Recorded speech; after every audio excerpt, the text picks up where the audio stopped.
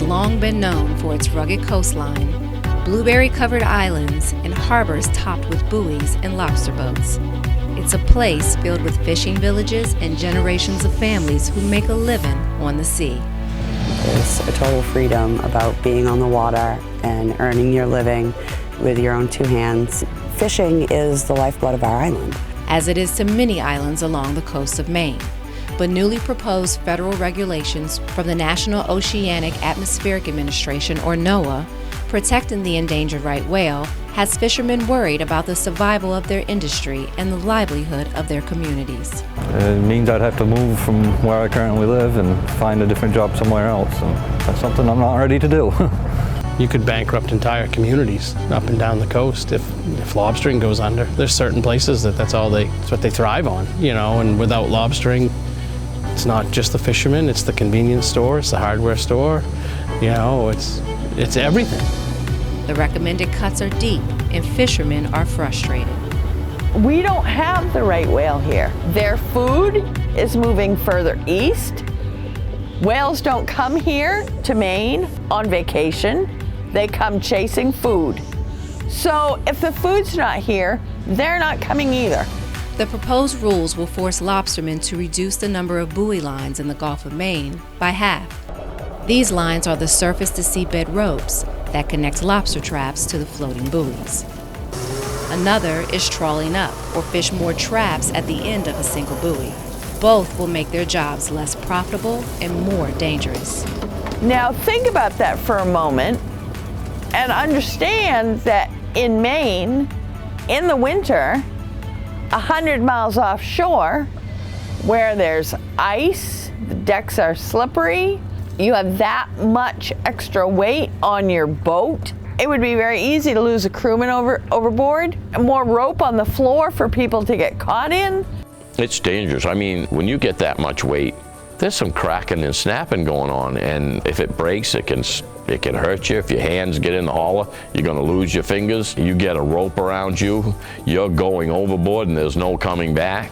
For more than 2 decades, fishermen have complied with countless rules implemented by NOAA that have hurt the fishery, costing them thousands of dollars yearly with no benefit to saving the whales. We immediately put on 600-pound breakaways on our buoys, which is a plastic device that if something hits it, it's supposed to break away at 600 pounds. We used to use floating rope between traps on bottom. Well, they said that was a big problem, so we went to sinking ground lines, which just resulted in lost traps and a graveyard of fishing gear on the ocean floor. The recent decline in the whale population has been attributed to ship strikes and entanglement in fishing gear. However, not one whale death has been reported in the Gulf of Maine or Maine fishing gear. That's what the general public doesn't understand, that they're making us out to be somebody we're not by saying we are killing the whales when we're really not killing the whales, and it's just not good for the whole industry. A whale entangled in rope is a horrible thing. I've seen pictures of it, we all have. It's awful. Nobody wants to do that. But all the rope I've seen entangled on whales is nothing that Maine lobster gear would have on it. It's huge. Warming waters is another factor to consider, since the right whale's main food source, copepods, are further east in cooler waters.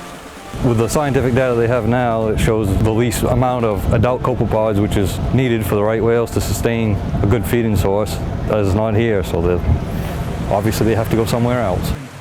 Many of Maine's top elected officials showed their support earlier this month at a rally in Stonington that drew a sea of fishermen from all over the coast. They want to see solutions based on science and data that reflect the reality in the Gulf of Maine and protect both lobstermen and whales. What happens in 5 or 10 more years when they want more? We're out of business. Plain and simple. This is putting us on the edge of it right now. It's evident what this community is made of. Homes leading to the Stonington Pier are sprinkled with boats, lobster traps, ropes, and colorful buoys. There is no doubt lobster fishing is how they survive.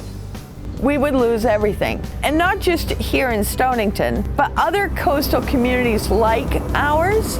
You'd lose your stores, you'd lose your school. You can't have a school if the kids have to move with the parents to find work. Our island would cease to exist. There's probably 300 boats out there on Von Leven, and they all have 2 to 3 stern men. The co-op, lobster companies, they all rely on workers. There's no J.C. Penney, there's no Home Depot, you name it. The island is relying on the lobstering. Especially for the children that grew up here on lobster boats. They could be forced to leave the island to make a living, leaving a lifetime of tradition behind. I mean, there's such a huge trickle-down effect. If we were to go away, it would devastate the economy of the state of Maine. We have a profession that young kids could be involved in and have a great life. The problem is, with this much uncertainty, because of these regulations, it's hard to tell a young kid, yeah, become a fisherman, become a lobsterman. Like 16-year-old Riley. She's been on the water since she can remember and got her fishing license when she was just 10 years old. I'm only in high school, but that's where I get my income from. That's how I pay for going to summer camps, basketball stuff, and school clothes. That's how I make my money. She wants to be a full-time fisherman, but fears it may not be viable in the future. I definitely plan on going to college because if these regulations keep going, I want something to fall back on in case this gets taken away from me. And we can't let that happen. We must keep lobster fishing as much a part of Maine's future as it has been its past. This is an island built on generations of fishermen. I have sons that fish, I have granddaughters that fish, and grandsons that fish, and by God, my great-grandchildren will fish too. Because this is Maine and this is what we do. For the Machinist News Network, I'm Valana Cochran.